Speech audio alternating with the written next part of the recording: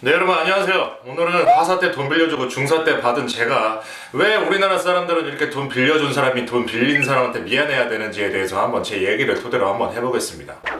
때는 바야흐로 제가 하사로 처음 임관을 하고 자대에 처음 갔을 때 이야기입니다. 저는 현역 출신이지만 자대로 원복을 하지 않았기 때문에 새로운 환경에 새로 적응을 해야 되는 상황이었습니다. 제가 자대에 처음 갔을 때 새로운 환경, 새로운 사람들 이렇게 적응 못하고 막 얼타고 있는데 저한테 한 분이 다가오셨습니다. 한 중사분이셨어요. 중사긴 중사인데 상사 짬되는 짬중사였습니다. 짬중사. 진급이 안 되셔가지고 막 다른 후배들은 다 상사인데 본인은 중사인 그런 분이셨습니다. 뭐 중사긴 중사인데 저랑 짬 차이가 엄청 나는 중사였죠. 그런데 이렇게 얼타는 저를 굉장히 끌어주셨습니다. 막 부대에 대해서 소개도 해주고 이렇게 뭐 일 처리에 대해서도 이렇게 가르쳐 주시고 뭐 여러 가지에 대해서 아무튼 여러 가지에 대해서 굉장히 많이 인도를 해주시고 가르쳐 주셨습니다. 뭐 굉장히 감사하신 분이죠. 굉장히 감사하신 분인데 어느 날 이분이 저를 따로 부르는 겁니다. 따로 불러가지고 약간 무게를 잡더니 저한테 이렇게 말씀하시는 거예요. 사실은 우리 딸이 들어도 모르는 저 희귀병에 걸렸는데 굉장히 힘들다. 병원비도 너무 많이 들고 우리 딸 병원 왔다 갔다 하는 데마다 굉장히 먼 그 큰 병원으로 가야 되고 뭐 이런 얘기를 구구절절 하시는 거예요. 그때 당시에 그분한테 감사를 많이 느꼈던 저는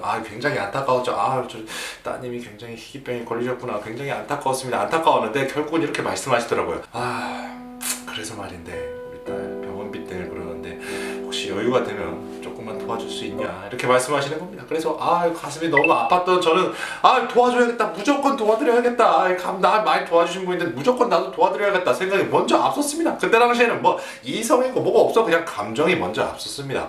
빌려드리자, 어차피 뭐 갚으시겠지, 어차피 뭐 현역 군인인데 돈이 없겠어, 뭐 이런 생각도 있었고, 그래서 별 생각하지 않고 약 100만 원 조금 안 되는 돈을 빌려드렸습니다. 빌려드렸는데 내 큰 실수였지. 1년이 지나고 2년이 지나도 그 돈에 대한 이야기를 안 하시는 겁니다. 솔직히 저는 굉장히 신경 쓰였거든요. 그게 그 뭐 작은 돈도 아니고 이렇게 굉장히 신경 쓰이는데 또 얘기를 꺼내긴 어렵죠. 얘기는 꺼내기 또 윗사람이고 하고 상급자기도 하니까. 그런데 가끔씩, 정말 가끔씩 이래서는 안 되겠다 싶어가지고 이렇게 말씀을 던지시 드립니다. 정말 조심스럽게 혹시 여유 되시면 제 돈 좀 이렇게 좀 해주시면 안 되겠습니까? 하면은 이제 또 그때부터 미안하다. 내가 내 딸이 근데 이게 내 딸이 그놈의 내 딸이 딸 핑계 아무튼 딸 핑계를 대면서 그렇게 하시니까 그렇게 내가 돈 달라고 했는데 또 딸이 아픈 얘기로 이렇게 넘어가니까 내가 더 미안해지지. 내가 더 미안해져요. 그러다가 내가 중사가 되고 시간이 흘러서 막 3년 4년 흘렸어. 근데 이때부터 짜증이 나기 시작하는 거야. 이 사람이 나한테 이 돈 줄 의지가 없나? 그래서 위에다가 뭐 주임원사나 행정보호관님한테 보고를 할까? 그렇게 생각을 하다가 사실 부대 안에서 이 간부들의 채무 관계에 대해서 굉장히 신경을 많이 쓰는 편입니다. 만약에 빚이 많고 이런 간부들은 관심부사관이 돼요. 관심부사관. 관심병사만 있는 게 아니라 관심부사관도 됩니다. 그렇기 때문에 이 채무 관계에 대해서는 부사관들이 만약에 부대에 알려졌다 이러면 굉장히 안 좋습니다. 그래서 그 생각 때문에 주임원사님한테 보고를 할까 싶다가도 괜히 보고했다가 이분한테 굉장히 안 좋게 부대에서도 안 좋게 소문이 나고 굉장히 안 좋게 더 틀어질까봐 보고를 못했습니다. 그것도 미안하기도 하고 그래서 보고를 못하고 계속 그냥 시름시름 앓기만 하다가 그렇게 시간이 많이 지났죠. 그런데 난 이 사람 정말 싫었던 게 굉장히 사치를 많이 한다는 겁니다. 굉장히 사치를. 그때 당시에 이제 투지폰 쓰던 시절이었는데 전부 다 투지폰 썼어요. 간부들도 다 투지폰 썼는데 제일 먼저 스마트폰 산 사람이 그 사람이에요. 제일 먼저 스마트폰 사고 스마트폰도 겁나 잘 받고 차도 막 새로 사고 그때 당시에 저도 이제 나도 이제 차 한번 사볼까 이래서 막 차 사서 이렇게 고민을 하고 있었는데 그 사람이 와서 저한테 이렇게 하는 겁니다. 야, 너 차 산다며? 차 뭐 살 거야? 그래서 저 뭐 첫 차기도 하고 그래서 뭐 스파크나 뭐 엑센트 뭐 이 정도 생각하고 있습니다. 이랬더니 남자 새끼가 무슨 K5나 저기 K 시리즈 정도는 사야지 이 지랄을 하는 겁니다. 아니 지는 나한테 뭐 그 몇십만 원 100만 원 안 되는 그 돈도 못 갚으면서 뭐 K 시리즈 타령이야. 그리고 또 차를 바꿨어요. 어떻게 또. 그리고 맨날 테니스장 와가지고 테니스 치고 앉았고 막 테니스 라켓에 대해 얘기하고 막 온갖 사친 다 부려. 이 선글라스도 막 우리 부대 안에서 그분이 얼리 어댑터였습니다. 얼리 어댑터. 그 사람이 뭐 블로거처럼 와가지고 이 제품에 대해서 소개하고 사람들이 이제 그거에 대해서 사고 막 그랬지. 그거 보면서 제가 얼마나 빡쳤겠습니까? 아니 내 돈은 안 갚으면서 무슨 저렇게 사치를 하나. 그래가지고 제 저녁이 정말 임박했습니다. 제 저녁이 몇 달 앞으로 다가왔어요. 근데 이제는 나의 인내심이 한계가 온 거예요. 이제 나의 인내심이 한계가 와서 결국 주임원사님한테 마음 굳게 먹고 말씀드렸습니다. 주임원사님한테 누구누구 중사한테 제가 돈을 못 받고 있습니다 이렇게 말씀드렸는데 저는 주임원사님이 이렇게 반응하실 줄 알았어요. 알았어요. 정말이야?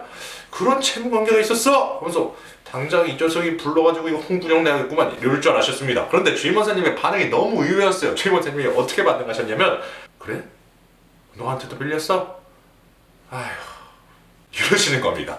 아니 알고 보니까 초임으로 오는 하사들한테 돈을 졸라 많이 빌린 거야. 이 사람 저 사람한테 다 몇십만 원씩 빌린 거예요. 항상 저만 생각해주고 내가 돈만 생기면 너한테 꼭 갚을게 이렇게 얘기했던 건 다 거짓말이고 사실 채무관계는 졸라 많았던 거야. 졸라 많았던 거고 나는 그냥 그 중에 한 사람이었던 거지. 나는 그것도 모르고 내가 1순위인 줄 알았지. 근데 나는 그냥 뭐 몇 순위인지도 몰라. 나는 그냥 그 중에 한 사람이었던 것 뿐이에요. 그래서 그때부터는 이제 상하급자 관계가 없어집니다. 상급자가 뭐가 없어. 이제는 채무관계일 뿐이야. 나도 이제 전역을 앞두고 있고 상급자가 뭐가 없어. 나 이제 막 나가는 중사인데. 그래서 그때부터는 뭐 얼굴만 보면 돈 갚으라고 했죠. 얼굴만 보면 저 이제 다음 달 저녁입니다.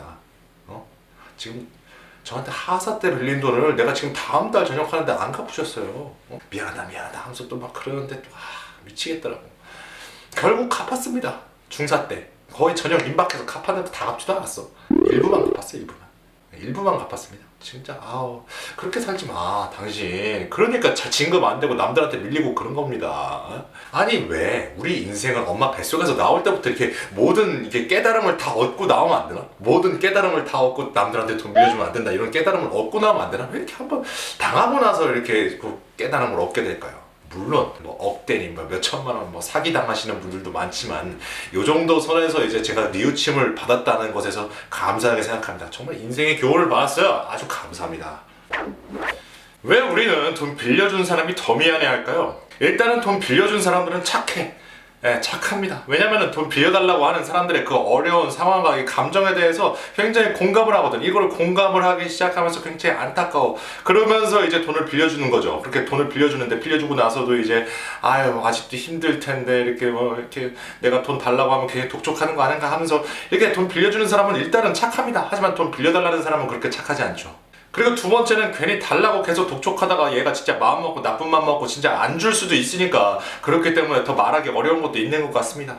자, 군대 안에서 우리 부사관이나 장교하시는 분들 주변에서 만약에 돈 빌려달라고 하잖아요. 절대 빌려주지 마세요. 왜냐면은 군인은 공무원이잖아요. 공무원 정말 안정적으로 월급 받고 뭐하고 다 하는데 군대 안에서 빚이 있고 돈이 필요하다, 돈이 모자라다 이러면은 그 사람은 뭔가 문제가 있는 거예요. 그 사람은 경제에 대해서 뭔가 문제가 있는 거야.